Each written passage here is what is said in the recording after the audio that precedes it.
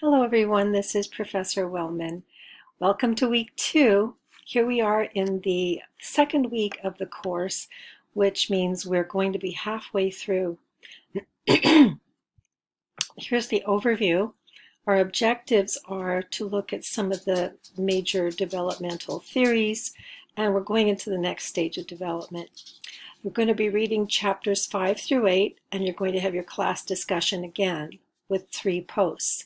We're also having the midterm exam. That'll open on Thursday morning and it'll close on Sunday, and we'll have a research assignment.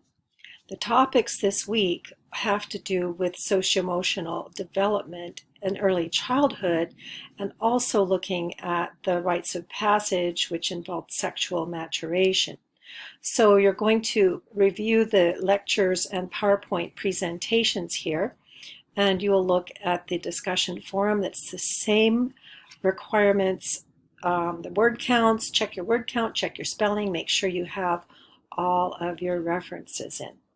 So we're looking at sexual risk behaviors and also looking at what about the imaginary friend. So the imaginary friend obviously comes first, and then sexual development would be a later stage, but within a few years.